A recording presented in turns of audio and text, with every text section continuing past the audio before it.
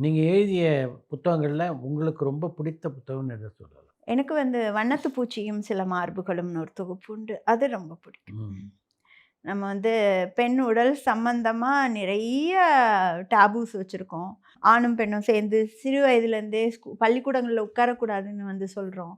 ஆனா, உடல்ங்கிறது நல்லா பார்த்தீங்கன்னா, ஒரு வியாதி வர்ற வரைக்கும் தான். நீங்க அத மறைத்து, மறைத்து வைக்கிறதெல்லாம். வியாதி வந்த பிறகு, அந்த உடல் வந்து ஒரு சக்கை. உண்மை. அவ்வளோதான்.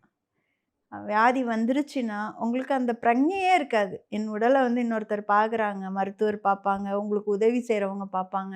நீங்க கழிவறைக்கு போம்போது தனியா போ முடியாது. உங்களுடைய அங்கங்கள் எல்லாமே வந்து வெறும் ஒரு சக்கையாக தான் பார்க்கப்படும். அப்ப ஆரம்பத்திலேருந்தே அந்த மனநிலை இருந்ததுன்னா, அது உடல் எதுவுமே கிடையாது. உங்க மனசு தான் எல்லாமே தீர்மானிக்கும் ட்ரூ, ட்ரூ, அப்படிங்கிற ட்ரூ. ஒரு எண்ணம் வந்து இன்னும் பெருகணுங்கிறது தான் என்னோட ஆசை. ஜெயலலிதாவுடைய மரணத்த வச்சு கூட ஒரு கதை. கொண்டோம் ரசிகை. ம். அவங்களே அவங்களோட மரணத்த தொலைக்காட்சியில பார்ப்பாங்க. குறிப்பா அந்த சைக்காலஜிக்கல் அந்த இது படிச்ச பிறகு, அவங்கள பத்தி நெறைய நெனைப்பேன் நான். ம்.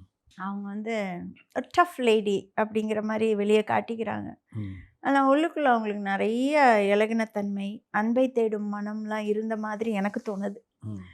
என்னோட எண்ணங்கள் என்னன்னா, அவங்க நெறைய பயணம் போணும்னு ஆசைப்பட்டுருப்பாங்க. அவங்க நெறைய மனிதர்களோடு அன்பா இருக்கணும்னு ஆசைப்பட்டுருப்பாங்க. நெறைய மனிதர்கள் இருக்கணும்னு அவங்க தங்களுக்கு தனக்குன்னு ஒரு குடும்பம் இருந்திருக்கணும், குழந்தைங்கள் இருந்திருக்கணும்னு ஆசைப்பட்ட ஒரு மனதுடைய பெண்மணியா இருந்திருப்பாங்க அப்படிங்கிறது என்னோட இது. அப்போ எனக்கு அவங்க இத மரணத்த பார்க்கும்போது, அவங்க ஏதோ என் பக்கத்துல உட்கார்ந்து அவங்களோட மரணத்த அவங்களே பார்த்த மாரி தான் எனக்கு. ஆனா அந்த ஜெனி நான் தான். அப்படிதான் நெனச்சுட்டு நான் எழுதினேன்.